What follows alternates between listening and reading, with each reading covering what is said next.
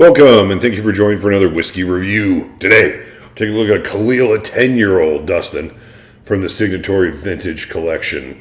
57.1% ABV, which is what? Imperial proof or something like that? 100 proof in the UK system. I don't remember all the details on that. It's one of those things that you don't see very often these days, but Signatory just brought it back with this series, and Springbank's about to do it. Jesus. Mike is trying to get me drunk, guys. It's going to be a good night.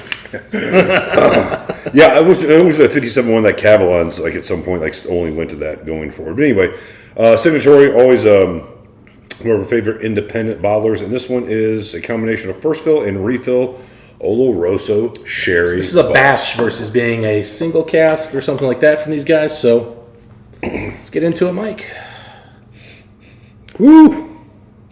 It's dirty for a Caol Ila. That is odd. Where's the lemon? Where's the lime? The sherry cask dominate this, and it's a weird sherry. This almost reminds me of some of those ones with pieces in them. Blackadders. It smells like some of the chips. The thing is, there's a plasticine kind of thing going on here with a lot of wood chip, as you noted. I'm just getting liquid pine. Not pine, oak. I'm getting a little. Yeah, I agree with the pine note. I get a little bit of barbecue sauce, like vinegar barbecue. This tastes like it has a splinter in it, or it smells like it has a splinter. Pine for sure. Pine salt. Yeah. Did you get wood in here? Did you put a stick in that thing? Those Asian sticks.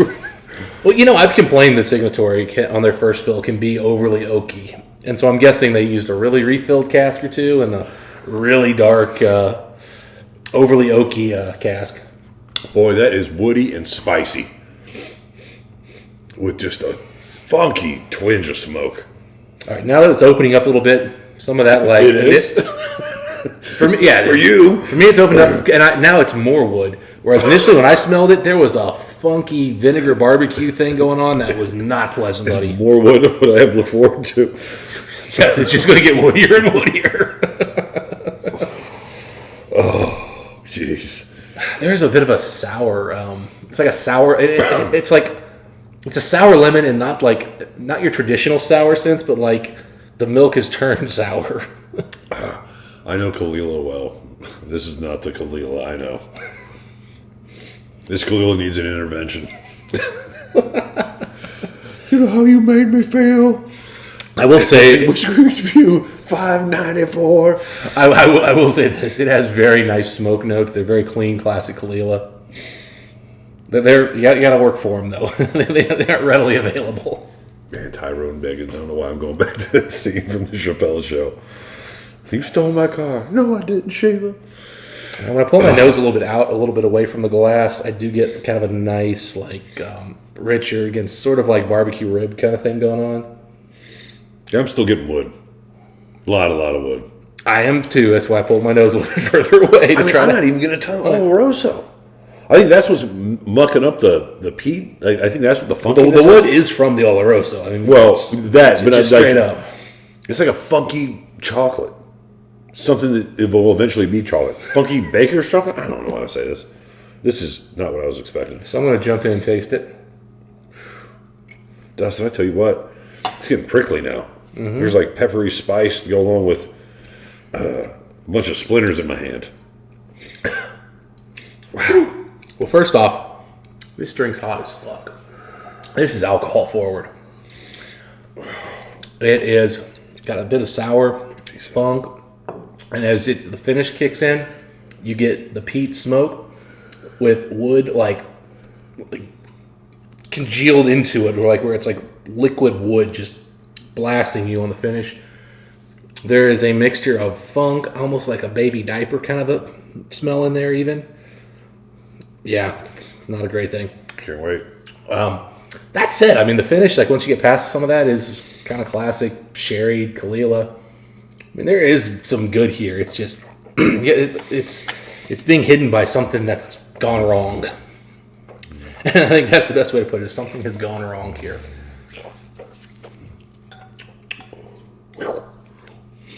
Prickly pine spice. Bruce Almighty Ark. A lot of wood here. Bruce Almighty Ark. There's a pile of wood. That's all it was. Joints all fit in place. Much like Mike can't get past rye, can't get past wood on this one. Whew, I tell you what. He's missing all the other flaws. Prickly, aggressive. You know what? I think the first fill was the initial plan. And then they got like, whoa. Like, we're going to do some refill and hope for the best. They got the 10 years like, look, man, it's got our losses. Like, look, everyone makes mistakes. Yeah. Fire Kevin. We'll buy us a 10-year-old and ship it off for $80 a bottle. Or, it's also possible this is a cask that's actually much older than 10 years that they just kind of forgot somehow, and they came back and went, oh, God, we ruined that one. Let's take what do we do? Let's take everything. Give me a 7 casks we don't like. Let's get a 7. Have to be 14 years minimum because we got to do something for these people. This tastes like the Blackadder 10-year-old Isla. If its wood note went from 3, which is about 3 or 4 in that whiskey, to the 97 that this is. This is a substantial wood note.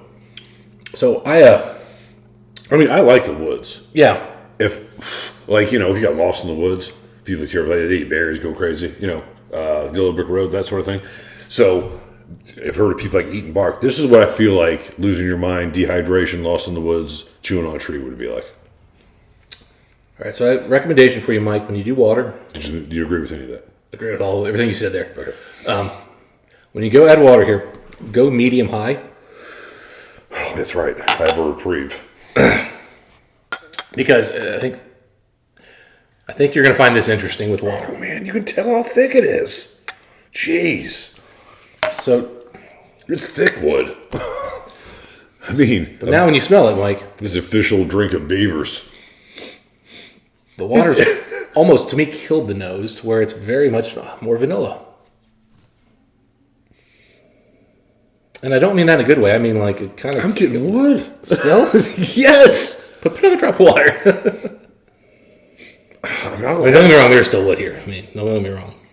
But like, I know how to put water in whiskey. Dude. But it is substantially, for me, I've had enough of this where I've played with water. I put pretty decent amount. This is the deck on Bruce Almighty's Ark. This is just unvarnished pine. I mean, don't get me wrong, there's still heavy English wood oak note here. But I do find that the vanilla comes out more. The problem is the smoke got killed too. To me, it just muted everything in an interesting way. And then when I go in for a taste with water, as I've done, muted. Mm-hmm. It is shocking how muted this whiskey that was unpleasantly hot at first is now kind of thin and watery. And I don't understand how. And it's claiming unchill filtered and no color proudly on the label. Are you sure you guys didn't chill filter? Man, this is... Like, did you accidentally chill filter like most of it, and then you didn't chill filter Nah, the end? the oils here are thick. You can't have this strong of a wood note without those thick oils. Probably right. It's just the fact that it lost so much flavor with water. It's shocking. I feel like I'm a different species. Beaver over here building a dam or something. Look, man, this is my most unpleasant clue I've ever had. I'm ready to get right to whiskey score time. Before you get there, Give it to me. guess the price. $80. So these come in around $50 in the UK. Okay. And I was wondering, what's with this vintage series? Uh-huh. And so I saw a bunch of distilleries that we know, but I've never really thought of like as special. Okay. And I said, you know what? If I'm going to try a $50 one of these things, let me go with a Caol Ila. At least Caol Ila is usually like a safe bet. What's vintage oak? I don't know. But I can tell you right now, if this was a 10-year-old single cask at any proof close to this thing is $100 to $120 for us. The fact that this is $50 tells me they knew something was wrong with these casks when they vatted it together. Or I like to say in English, blended, but Okay, so you know that one Caol Ila I had, there was a Gordon and MacPhail. Mm-hmm. It was just epic. First fill bourbon, a bunch of Caol Ila 11-year-olds. Mm-hmm. And I bought a bunch. I still have probably one or two of them in there. I mean, again, that was fine. Like, this is just unrecognizable as Caol Ila. This is only recognizable as gnawing on a tree in the woods. After you've lost your mind from dehydration. I do recognize the Caol Ila here, but follow the sun. How hard could it be? It's in the southern sky. Like Blackadder, I've picked up a bunch of 10-year-old Blackadder Caol Ilas that were all aged in sherry. They have a lot of similarities to this. The difference is they're really good. Whereas this is like, I don't know, it's like a bad sherry cask, too much oak, like Mike said. There's weird funk. Like, I don't know what the hell happened to these casks. All right, Dustin. Whiskey score time. Go for it, buddy. I'm going first. It was a great year, but it's a poor whiskey score. 84. I'm surprised you're that high. I could have went 82, but I really don't know what the difference means. Well, I mean... I like the number 84 better than 82. Oddly enough, Mike, your other number is what I was going to give. It was an 82. And here's my reasoning. Growing up until college, an 82 was a C and an 83 was a B. And this deserves to be a C whiskey. And it's only a C whiskey because in the world of reviewing whiskey, you're really not supposed to go below 80. And if you do, it's got to be terrible. And so that's my logic. Because Every day can't be. I'll be honest, if 50 was an average whiskey, this is a 30. Agreed. But for some reason, we don't score that way. So I'll go with the masses. I will never willingly try that again. Then you probably should be 79 or something. 84. Great year. Anyway, if you guys had a chance to try this one, let us know what you guys think. Dustin, until next time, what do we wish the folks? Don't buy cheap, guys. Buy quality. Drinking. See you next time.